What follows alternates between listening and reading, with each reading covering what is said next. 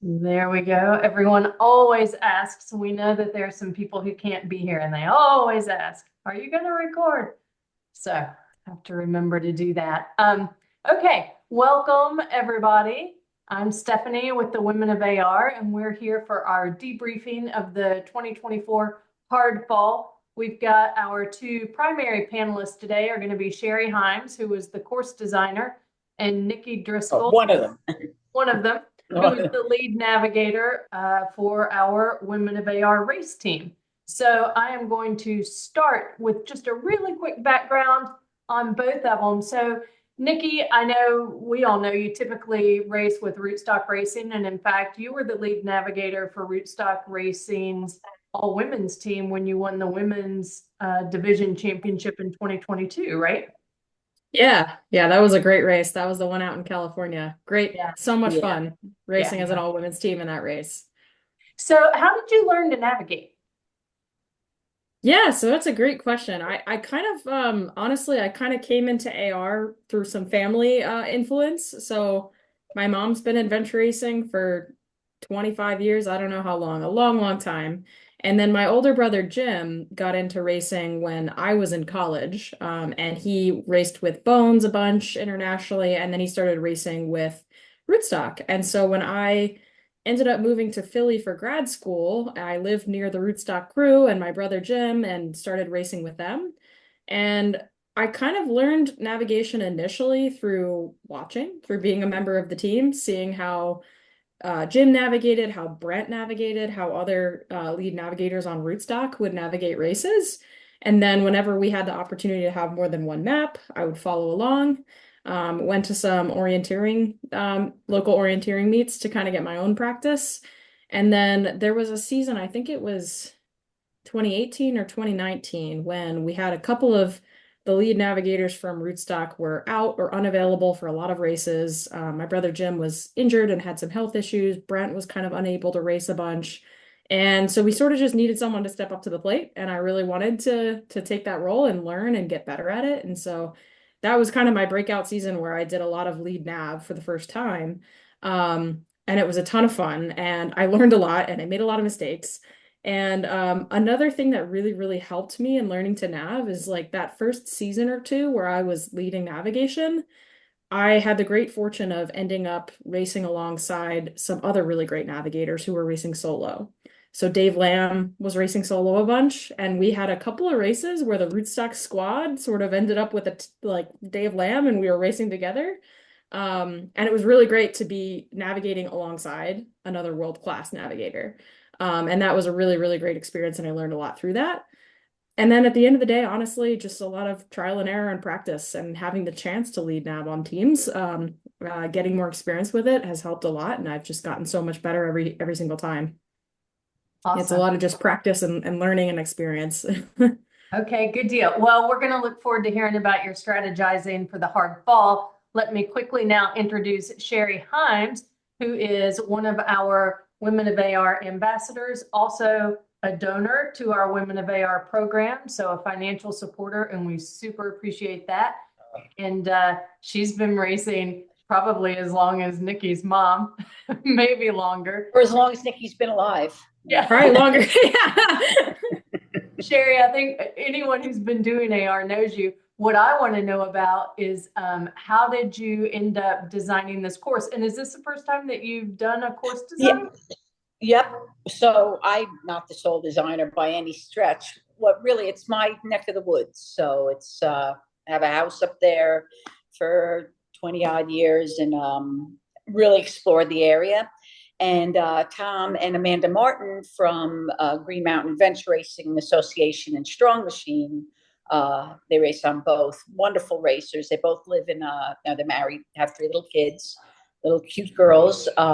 They live in Burlington, or I think South Burlington, Vermont, a couple about 3 hours north, and they're amazing athletes and just great kids. And they approached me and asked me about, what do you think the possibility of putting on a race in that area? Because they've done things in the area and they know how great it is. It's got a wealth of things to do and it's very accessible to it's not far from New York City and from Boston and the tri-state area. So it's not like another 3 hours to go up north to northern Vermont. So when they came, we sat down exactly a year prior to the race putting on and put it together and went back and forth and back and forth. And Tom did all the footwork essentially. I drive around with him and make suggestions and ideas, and I had all these great ideas, and he would go and knock on doors and get permission, and amazing. He did a great job.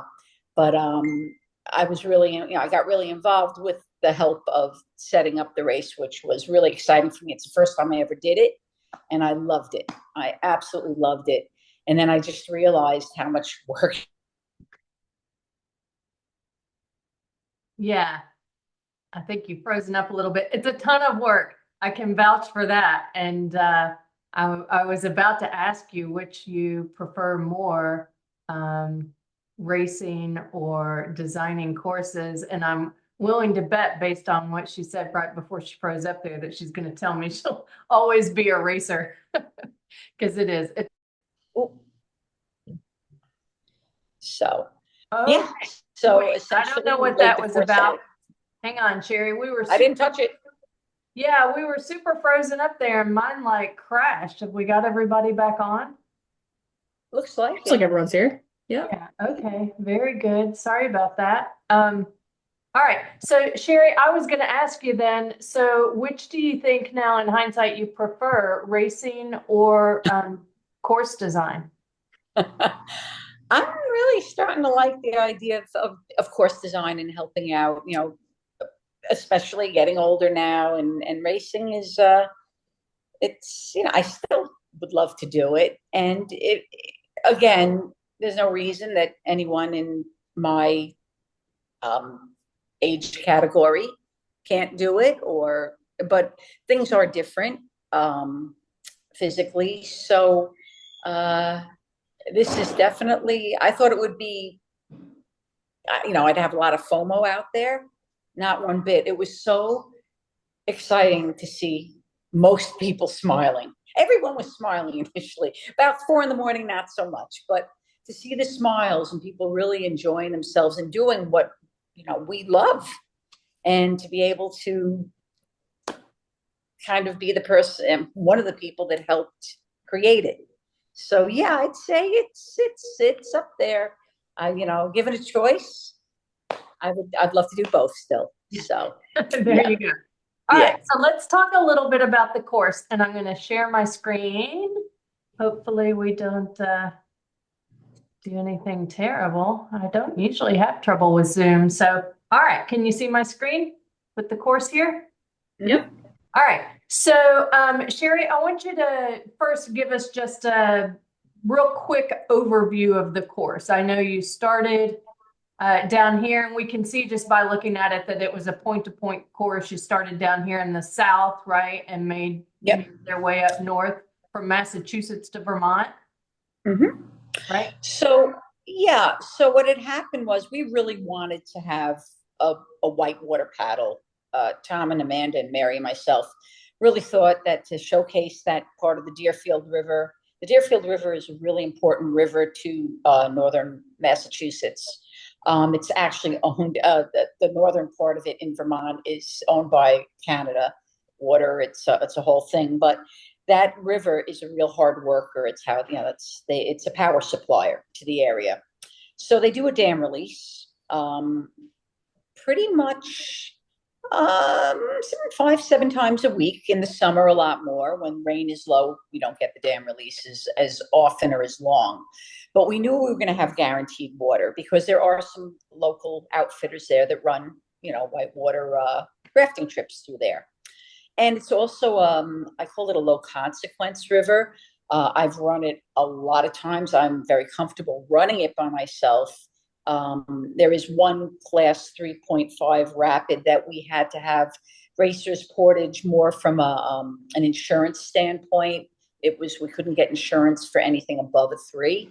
And also I've run it a bunch. I've dumped in it in a lot. It would have been hard to run safety. It's called Zor Gap. So they had to do about a quarter-mile portage around it. But otherwise, the rest of the river is just a real fun, splashy class 1, 2, couple of 2.5s. There was a dam release at 11 that morning, and it's the strategy of racers having to decide on that first trek how much or how little they were going to go for in order to get to the release in time. As it turned out, the release went on until 7 p.m. So But, let me ask you, what time did the race start? The race began at 9:20 a.m. They got their maps at 5:30 in the morning. And they did have a lot of time to do maps because we weren't sure about the release, and we didn't want to change that. So they got their maps at 5:30. They got on the buses about 8:15, I believe. Arrived at the start about 9. They got on about 8. Arrived at the start at 9 a.m. and the race went off at 9:20. Okay, and so the race starts with this trek. Starts at 9:20. They know that the dam release is going to be right here at 11, and that's basically giving them a lot of water in this river that's going to help them make a lot better time on the river. But the strategy too is when there is a dam release, you don't want to get in front of the bubble. Yeah, you can if you got right on at 11 with the release, or even 11:30, you're going to out paddle that river. You're going to have dead water till it comes in behind you. Yeah. So that was all part of it. And they were aware, they knew of that. So they knew, hey, I got another hour, we get on, we can grab some more points, or, or some teams who were a little slower knew that they had some time. They had some wiggle room. Okay. And so they get off the river and then they're biking. Is our red line up here to another trek? And then also, was this paddle boarding? Is that what this was? That was. Yep. Tom loved, paddleboarding and adventure racing is always kind of like, you never know. But this was a fun grab 3 points on a small lake in a great transition area. And by the way, all the transition areas, I'm sure racers will agree, they were all great. They were wonderful transition areas. Lots of room, clean, grassy, really, we thought about that too, because it's always nice to have a nice transition area for volunteers as well. Yeah. So, so on the paddleboard, did they just send one team member out, or how did that break up? No, they collected them together. That was it. The team had to stay together and paddle to the 3 points. And then on the trekking leg, they could split up, or they could go together, or they could split and get various points in that fashion. So some people could take a rest if they wanted to, or if someone wasn't comfortable navigating alone, they could stay together. Yeah. So but wow, you had paddle boards for all the racers here? Or at least there were a chunk of them? Yeah, they were all they were inflatables. And they got inflated prior, I believe. I had said to Tom, I said, why don't you let the top racers inflate them? They got there first, I can inflate them. But I believe he and Amanda inflated them. So, So they do that, and then they hop back on their bikes, and they're up here, and we've got another paddle section. Yep, which they all encountered at night. Yeah, and this is obviously paddle and trek. They could do this in any order they wanted. Yeah. Oh yeah. So the points could be obtained. You have to get the points for that particular leg on that particular discipline. So they could only get like the 2 points at the South. They could have even gotten like on the bike in, but they had to get them on the trek paddle. So actually, this is where I think Nicki will really be a benefit, because I'm curious to her strategy for this part, because this was kind of a make or breaker for a lot of teams. Okay, let's real quickly just go from there. They're back on bike, we can see, and then they come over. There's another trekking leg. Yes. Then bike to the finish, and another trek right around the finish, right? Yes. Yep. Okay. It was the area. Yep. Okay, so we'll move to Nicki, but real quickly, so were all of the points optional in the course? Yes, all the points were optional. The TAs were mandatory, except for the last TA up that you can see in the northeast corner. That was Dovertown Forest. There was an alternate route back from there, and they were still official even if they skipped going there. Right, okay. Yeah. But all the points were optional. Yep. So Nicki, I want to hear from you. And I read the race report, so I know that your team figured out pretty quickly that this was a big course and it was going to be too much to clear. First of all, how many hours did you have for it? They had 26 hours and 40 minutes. Okay. All It right. was 27, but we started at 9:20. Yeah. Okay. And so, Nikki, this was the first time you had raced with this particular group of 4 women, right? That's true, yeah. So how did you all assess how fast you were going to move as a team, and what was your process to start figuring out how long it would take you to do this course? Yeah, that's a great question. And that's always kind of the first step is sort of assessing what you think the team's speed will be.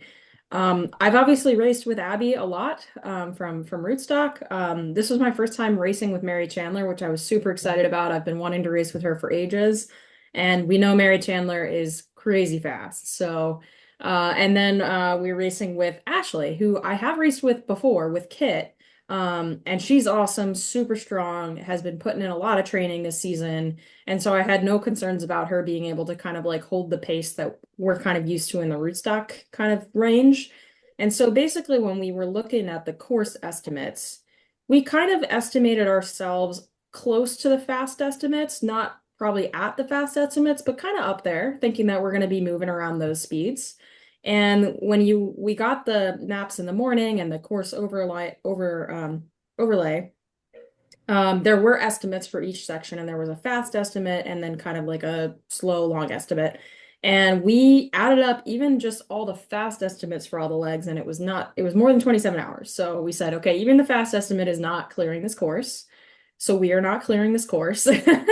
And so we kind of right from the get-go, we're planning on how we could be really strategic about which points to drop, where to drop points, and where we would make kind of the most efficient decisions. And so we looked a lot at the different legs, kind of looking at points per hour almost based on the estimates. So if this is a time estimate of 9 hours and there's 18 points on this leg, there's 2 points per hour.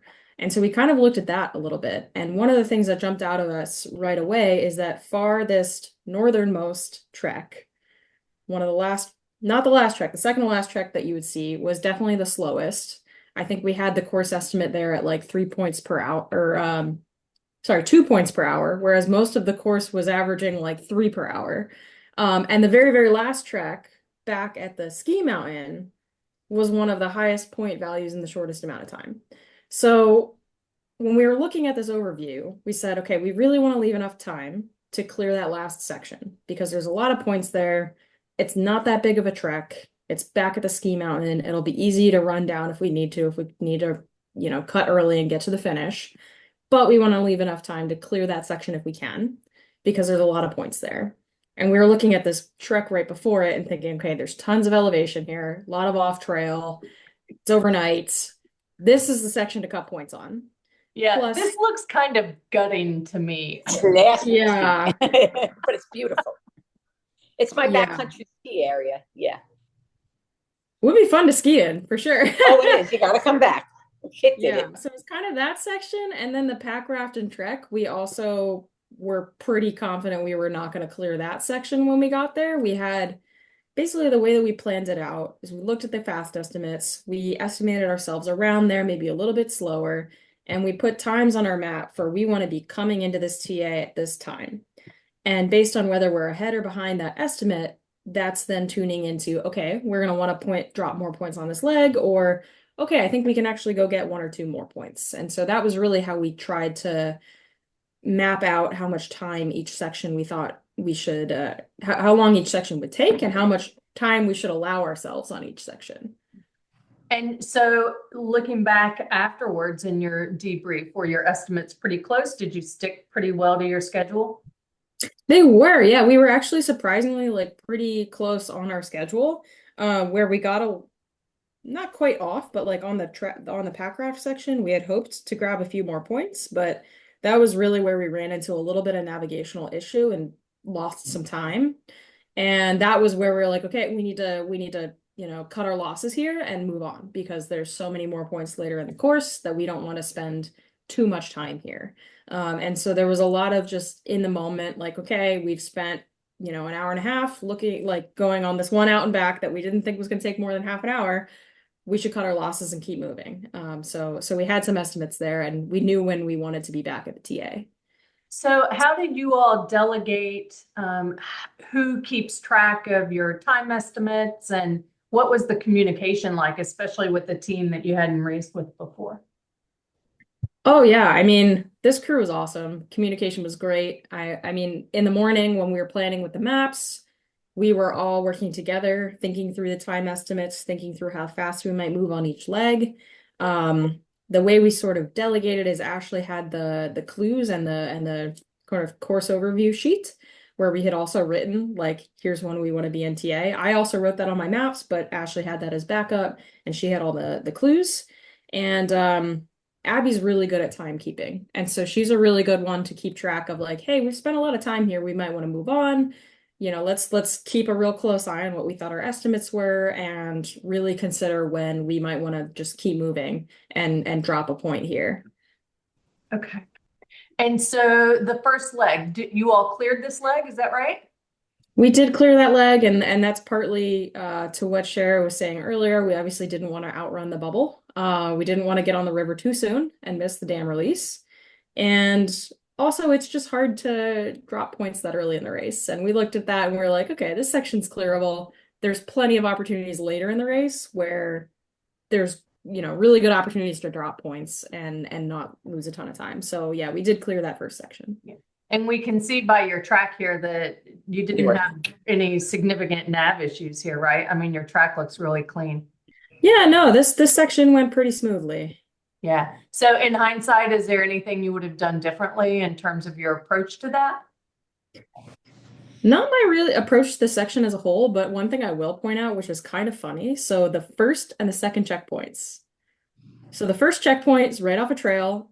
This is running start. The whole race is together running up this trail to this checkpoint. And going from that checkpoint to the next one, which was out on a spur, you know, all the navigators are getting their heads in the map, and I'm going down my bearing, and then I see Strong Machine, Adventure Enablers, all these strong teams ahead of us kind of veering off more to the right of where I wanted to be. And I made the classic mistake where I let them get in my head and I followed them. And it turns out the whole lead of the race went way out of the way and then turned back towards the checkpoint. And I was like, well, I should have just stuck to my guts. I had the bearing. I should have followed it.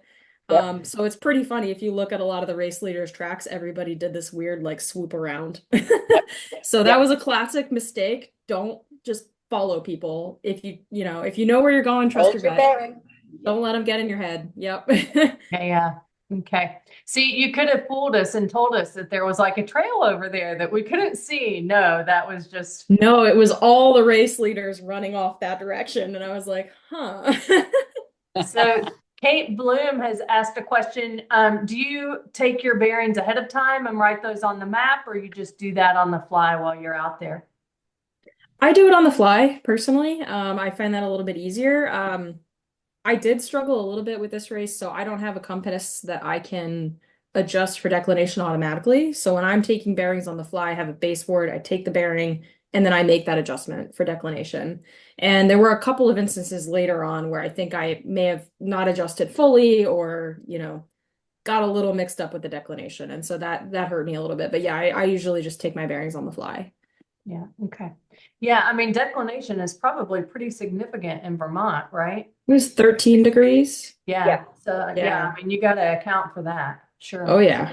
Yeah. Okay. And so then when you all got on the river, was this a pack raft or were you in canoes? What were you in here? This is a pack raft, and it was so much fun.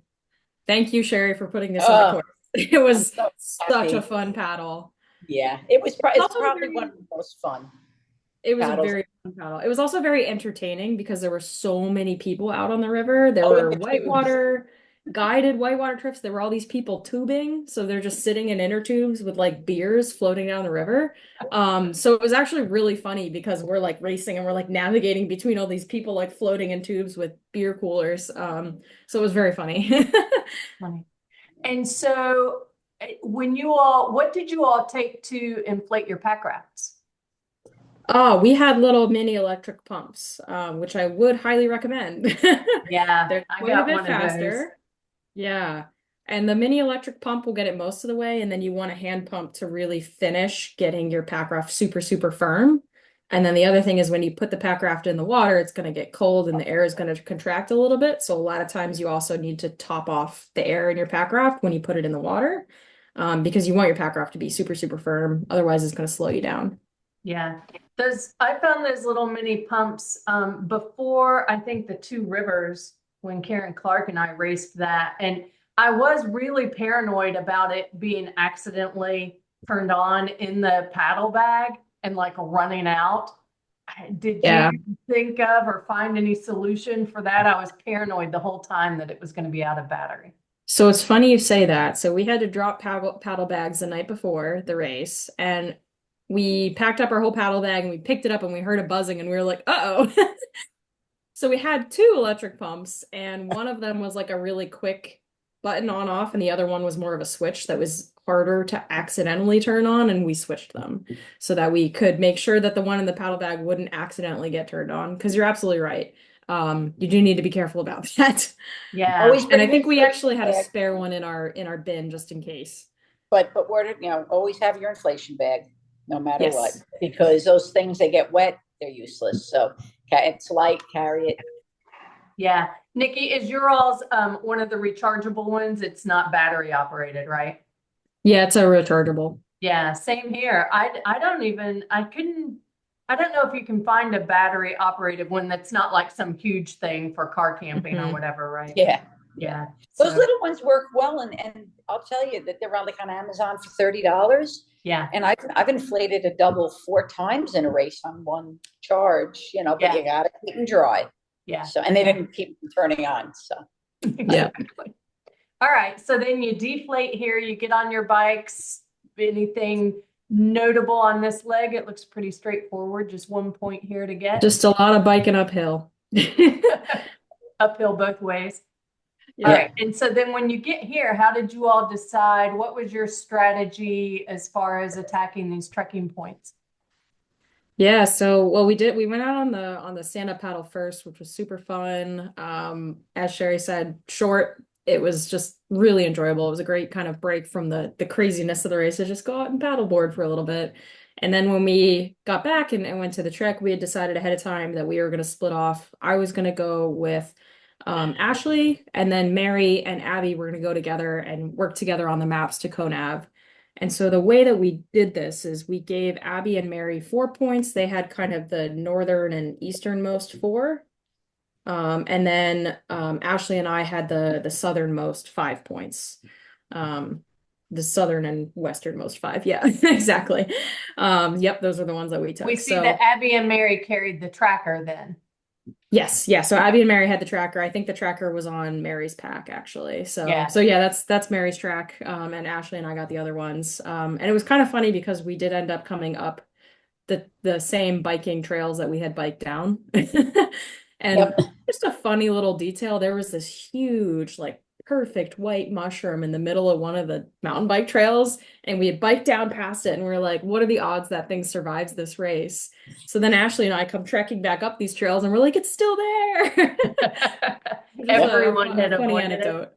That's very cool. Yeah, and so this is a good thing to note for people who are dot watching. I had not looked at the instructions when I was watching this, so my assumption was that you all had made a strategic decision just to get these. And I thought, oh, that's really strange that they wouldn't have gotten that one. It was right there. But now we know it's because you all were split up.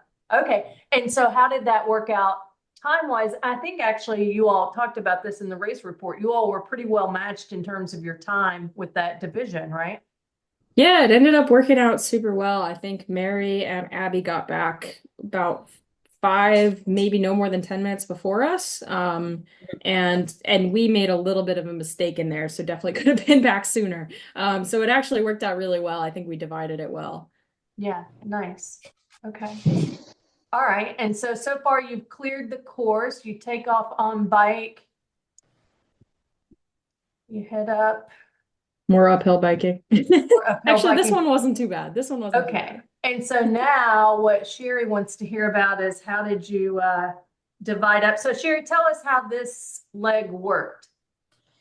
So It was a six. This was like the crux of the race, the big TA.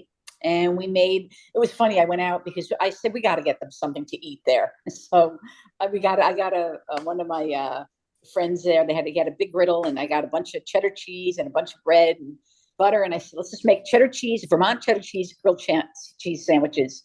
So it was nice. They were it was nice I think people were pretty happy to have that when they came in. It was a lovely TA. That area that whole Harriman Reservoir is, again, it's owned by the Canada Water Hydro Company, and it's the water for the area. And on the west side, where we have, if you see the trekking point up on the north and to the west, that is an area called the Hoot Toot and Whistle Trail, which actually links back up to where they started the race. It was an old railroad line that to bring TB patients up from the south to come get fresh air in Vermont. People of wealth, that's what they thought would help tuberculosis. So, and also they use that line to transport wood and whatnot. So there's a lot of history back there, lots of cool things going on.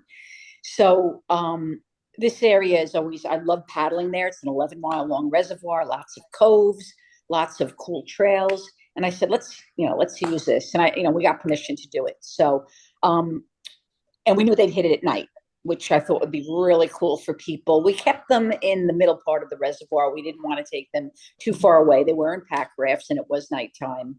And we did have access to a safety boat if we needed it. But for the most part, you could see it was kind of narrow little areas they were going through.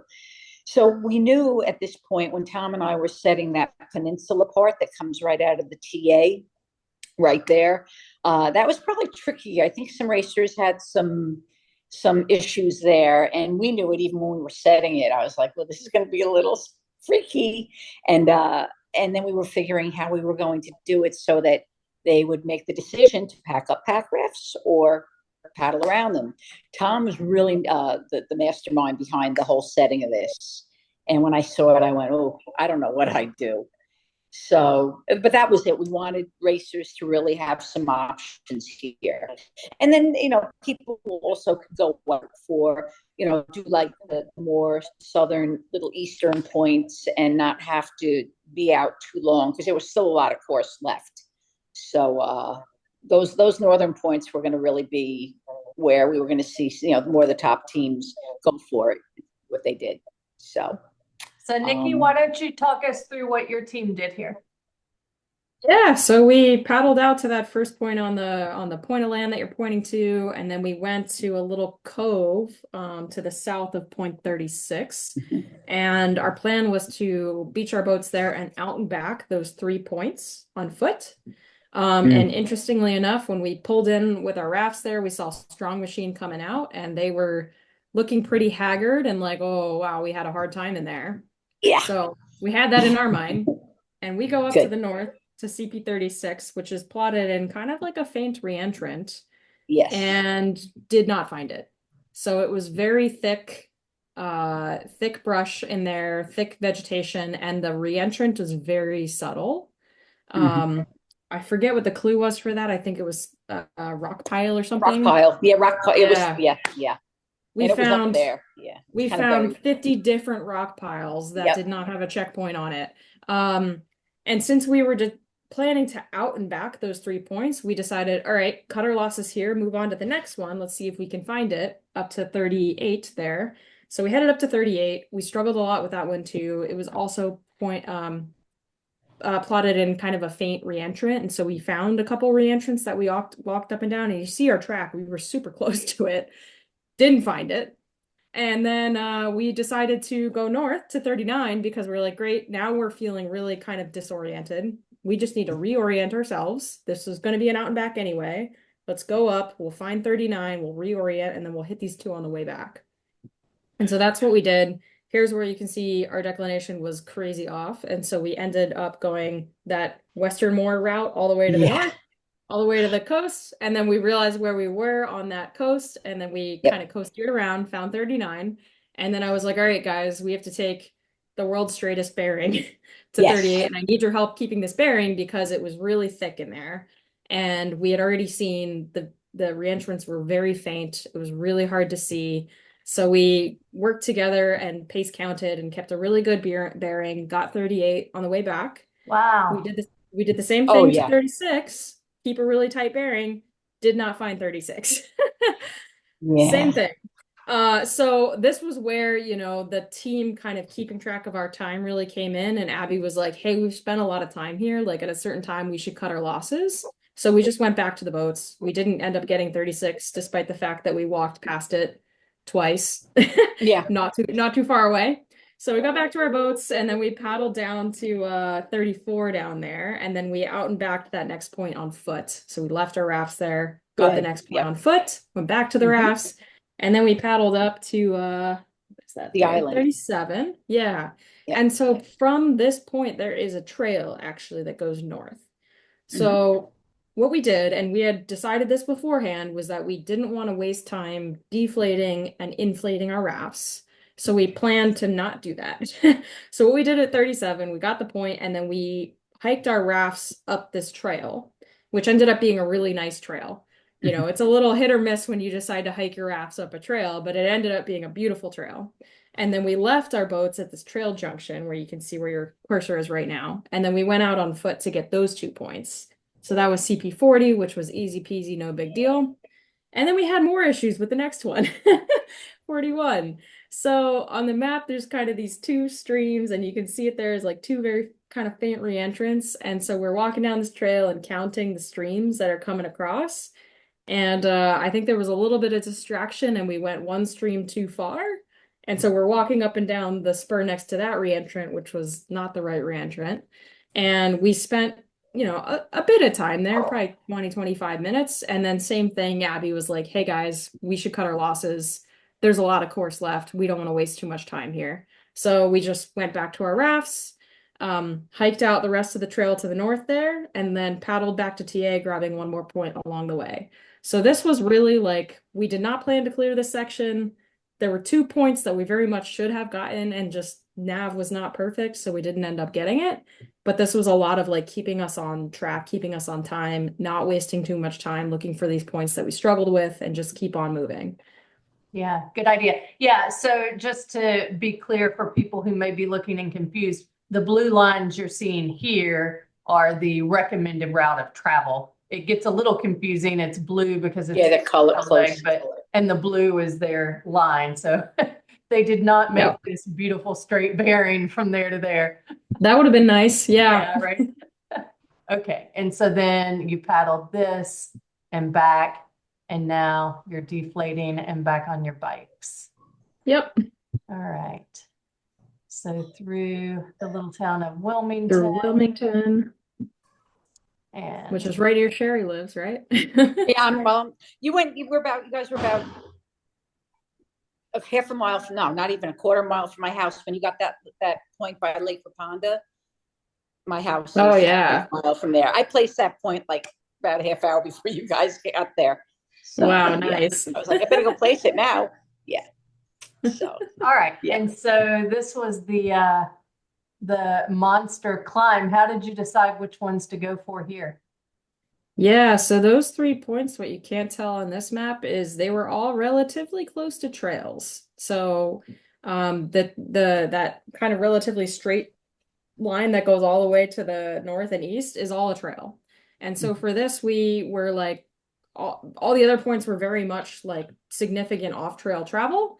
We didn't want to spend too much time on this section because, again, we really wanted to save time for that final trek. And so we were a little bit strategic here in grabbing those 3 points that were relatively close to the trail. The northernmost one that we got there was a little bit tricky because there was a trail marked that went most of the way there, but it disappeared in the woods. It was super overgrown. It was very faint, disappeared. So that we had a little bit settlement. of we had a little bit of micro nav troubleshooting in there, but we ended up picking it up pretty cleanly, which was great. And this is another instance where I actually really wanted to go to that hilltop point to the east, and Abby was like, I don't know if that's a great idea. No, So we were like, okay, it, great, yeah. let's keep moving. We don't want to waste too much time here. So we headed back to the bikes and just got those three.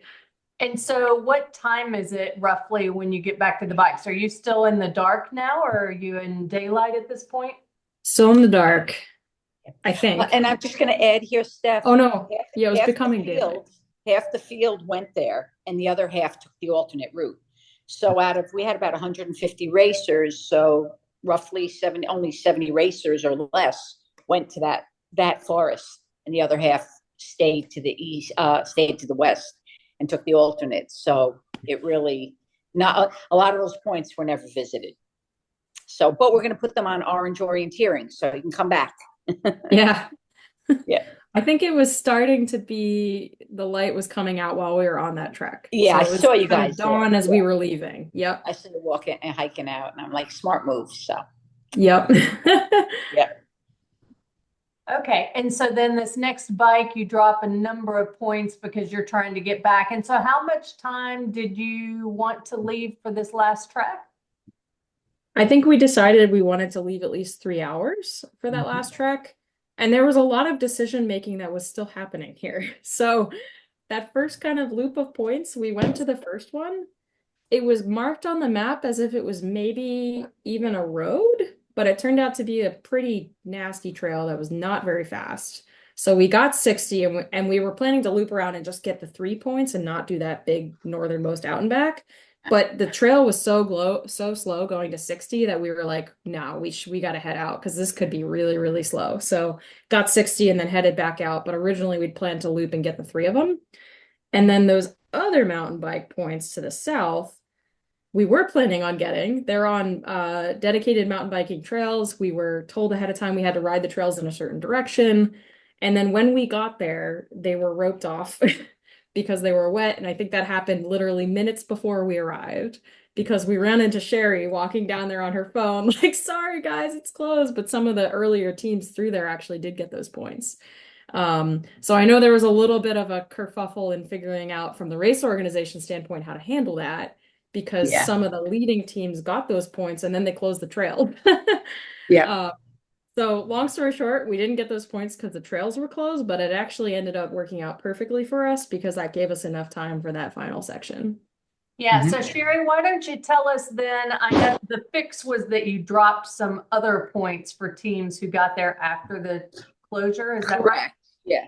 So if teams of two points of equal value were dropped on the mountain. And So that that's it would over here, 2 points in this last trek. right of equal value, and they were told that if they didn't get those, they could get them on the mountain. That would have leveled it. So, and it was actually Tom had that discussion with Abby because what happened was I was just going to go down and greet racers. I know that area. We did a lot of trail work on that particular part of the trail, and the guy who runs the show back there got nervous and roped it. And part of me, I get it, and I said, we're not going to go in there because we put a lot of work into it, and it was wet, so it wasn't a big deal. It was about maybe 20 minutes of riding, 15 minutes at best. So they figured out on the fly what would be equitable, and I think it worked out just fine. And my biggest thing was I really wanted to get racers up and out of there because it was getting to the point that we're getting close to the end. And there were 3 mine points that were kind of like, to me, kind of like the showcase of that area that I didn't want racers to miss. So, So I where just are go these get the the mine mines. points right here? These must be the The mine line points. points. Right here. Yep. So Mount Snow was a mining area back in the early 1800s. And there are mines right off the ski trail, like buried in the woods, but you wouldn't know they were there. And They were real super historical cool. thing. Super cool. Yeah. They were really cool. Yeah, Yeah. and so Nikki, I know from the race report and some of the posts we've seen that you all had a cool encounter with some teenage girls. That was around the mine, is that right?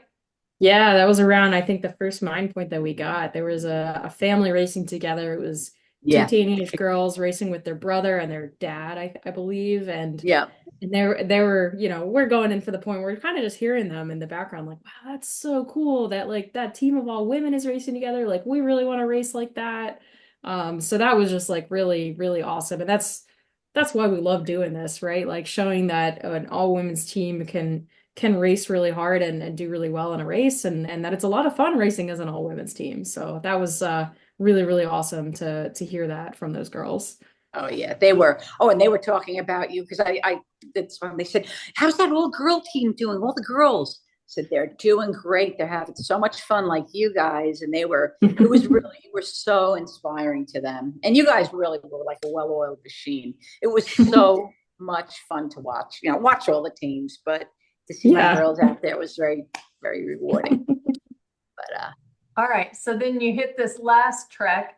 And so what was your time on this trek? You thought you needed 3 hours. How did that end up working out?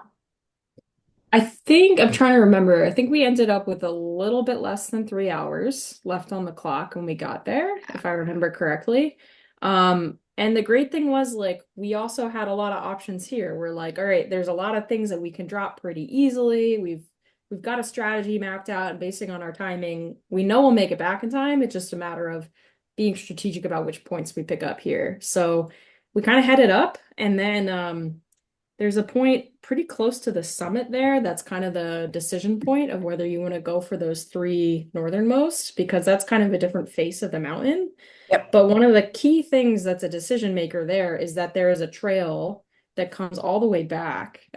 So that like kind of south eastern track is a trail. And I knew because I'm a skier and I've also skied at Mount Snow, and I saw that and I was like, okay, this is like a cat track. This is how the skiers get back to the base. So it's yep. probably a really big, wide open, easy trail. It's So called Somerset Road. Yep. yeah, so I'm like, great, if we're running late on time, we can run that Yeah. trail down. It'll be Yep. easy.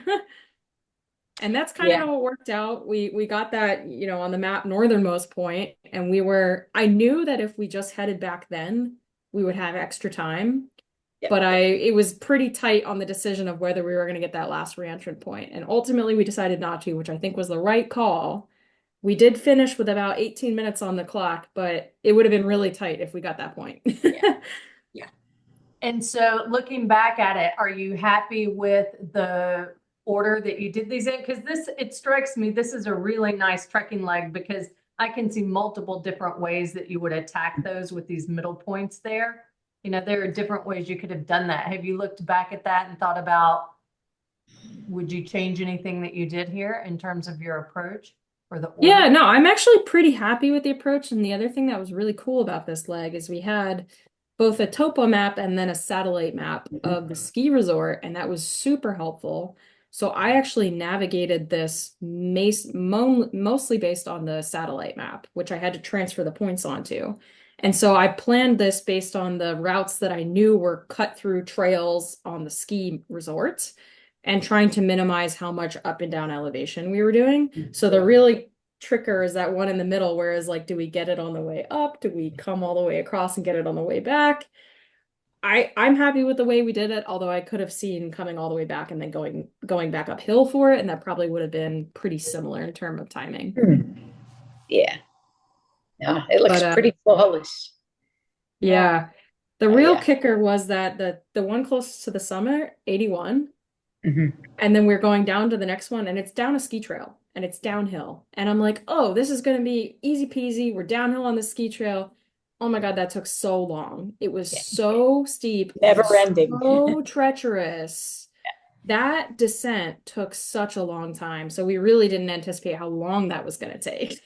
Yeah, you And can see the little in hindsight, squiggles here. yeah, because it took such a long time. And It needless was, to say, had already done about 15, 16,000 feet of elevation gain. This was the final 2,000. They really climbed a yeah. lot. What made that downhill so tricky was it was like kind of thick overgrowth with random rocks. And so you Oh, yeah. couldn't quite see where it was like rocky and there were holes. So like you just had to be really careful. And it was So raining. that It was And it was pouring. wet. Everything was soaking wet. Yes, it was pouring rain. Um, so yeah, that descent took us a lot longer than we expected. And that was maybe what make break, like we probably could have cleared it if that was not as treacherous as it turned out to Yeah. be. Okay, so I've got another question for Shari, but I want to see if anybody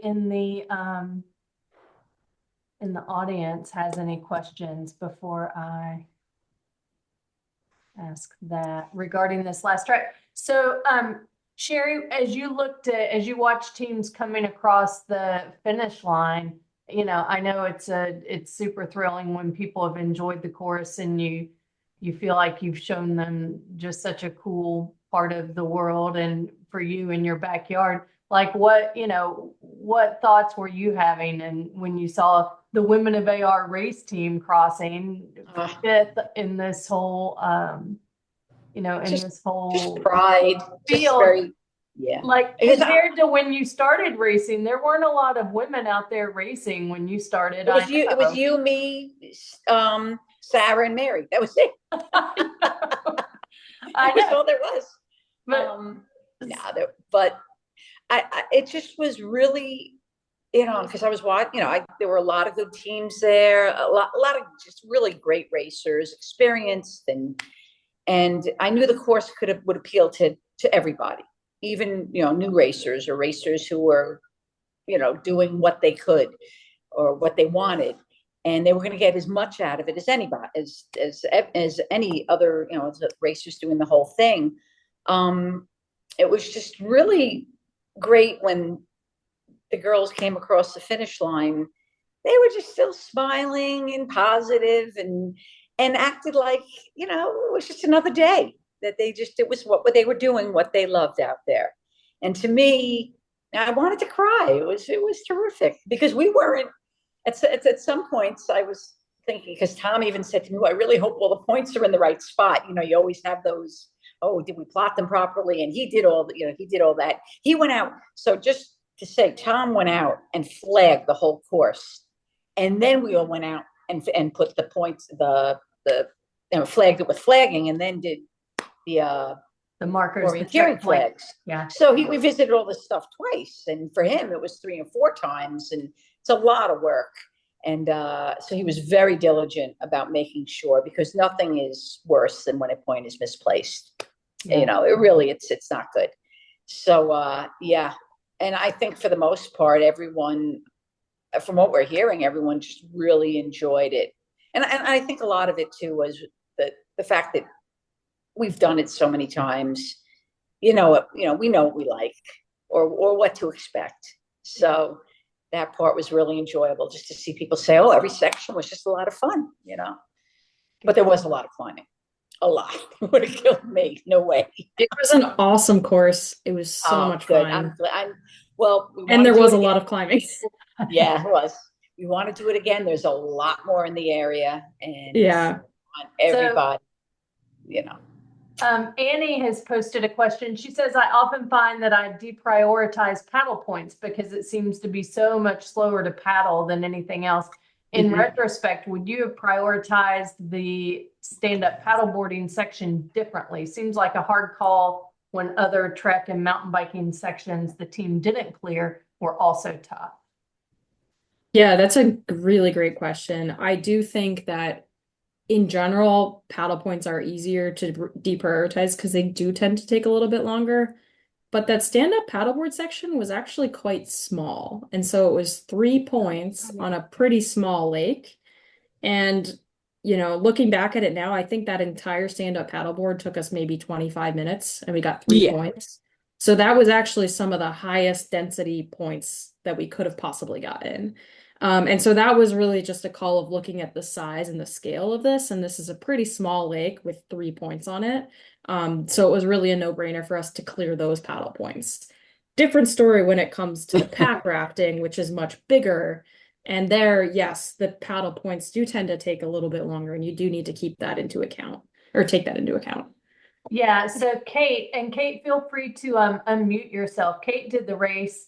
Kate, were you racing with the Strong Machine Development Team? I'm thinking. She says I wasn't. Yeah, we were. Yeah, so go ahead and tell us what you were writing in the chat section here. Oh, yeah, so I was going to say we ended up, we had a lot of back and forths about whether or not we would do the alternative route or the full course to the overnight trek, and we waffled about it for a long time on the bike ride up to the pack raft section. And then we ultimately decided that just based on our abilities, we would actually get more points if we stayed at the pack raft longer, and maximized our time there, and then skipped the overnight trek. And there was an alternate route that you were allowed to take and still be considered a full course team, that skipped the northeastern trek and mountain bike points, and you kind of went straight from Wilmington up north to these other mountain bike points, and then the final Mount Snow trek. So we took that shorter. So we stayed on the pack raft for quite a long time, got as many of those points as we could. We did that straight route up to the mountain bike points. We got all of those, and then we, did what we could with the time left at Mount Snow, because we saw the same thing. It was more points. Hey, sorry, kids. It was more points at Mount Snow, the density. And we just knew that with our abilities, we wouldn't be able to do we would not get very many points on the overnight trek section. It just wasn't worth it for us.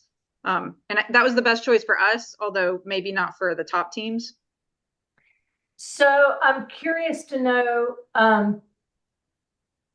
oh yeah, and Annie says she was really thinking more about that second pack raft section, which leads into my question, which is, how quickly do you all deflate and inflate your pack rafts? Like I'm sure you've practiced that. How quickly are you able to do that now? Because that's a time suck.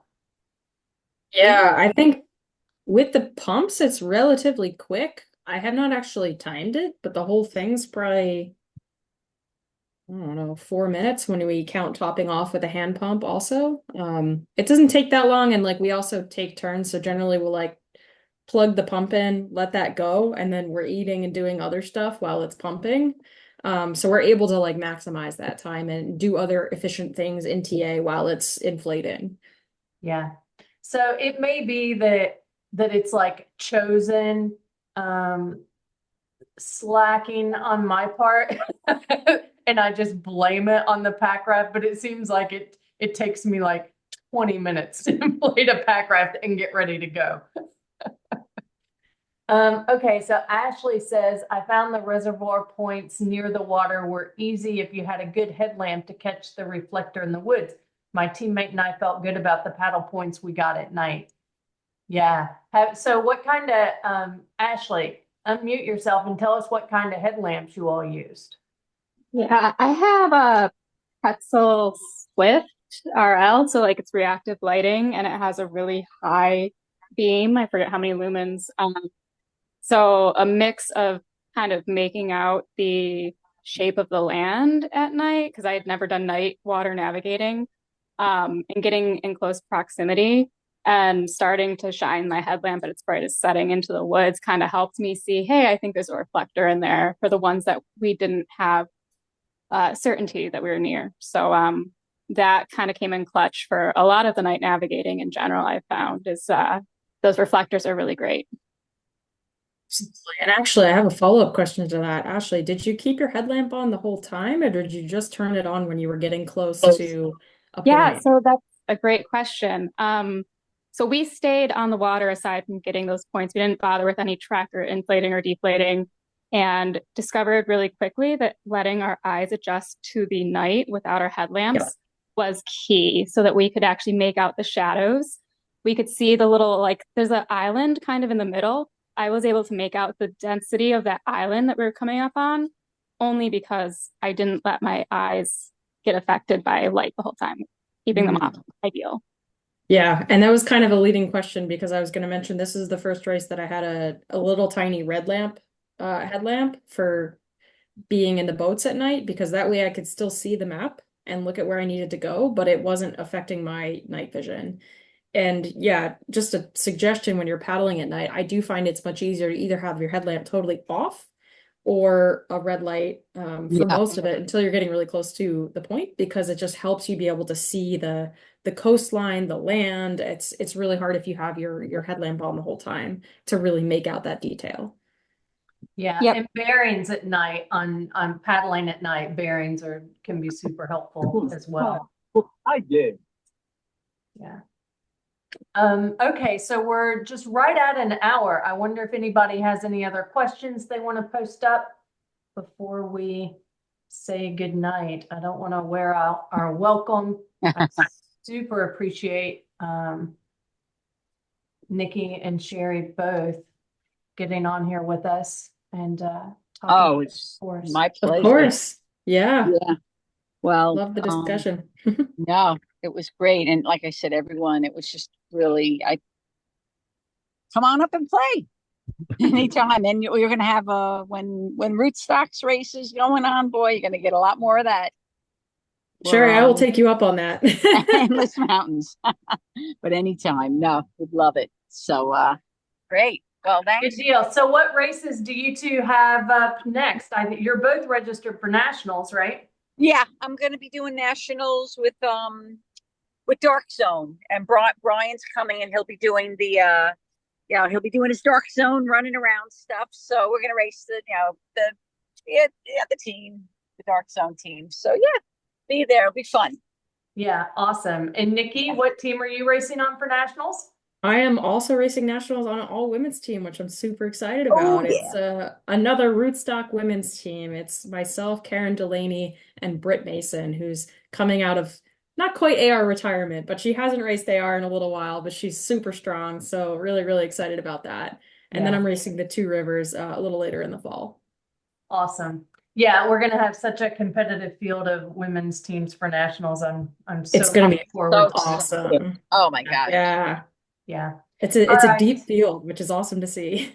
Yeah, it's going to be fun. And we will be doing a debriefing. I need to get that on the schedule. Actually, I'm probably going to maybe I'll put a poll out to get some feedback on the best timing for that. So look for that. We'll definitely do a debriefing after nationals. And as Annie posted here, yeah, this is the sort of thing that makes us all better. Yeah, I think it's something that women in our community have shown, just this willingness to share and teach and learn has really helped all of us get better. Yeah. So thank you Absolutely. again. Thanks, Thank Shari, you, for all of guys. your hard work on this course that makes it possible It for took a everybody team, to. it took a village. I'll tell you, we're very lucky. And That's right. Mary was so helpful. She actually, I said, "You want to come on the Zoom call?" She's like, "No, you know her." But she just loved it. She did a lot of driving and unloading of everyone's gear, which I was like, okay. Yeah. Well, But it was without cool. my Benny, I none of this know, would right? happen. I know your Mary is the same. So Yeah. bless them all. Yeah. All right, that's ladies. true. Okay. Have a great bye, night. guys. Everyone have a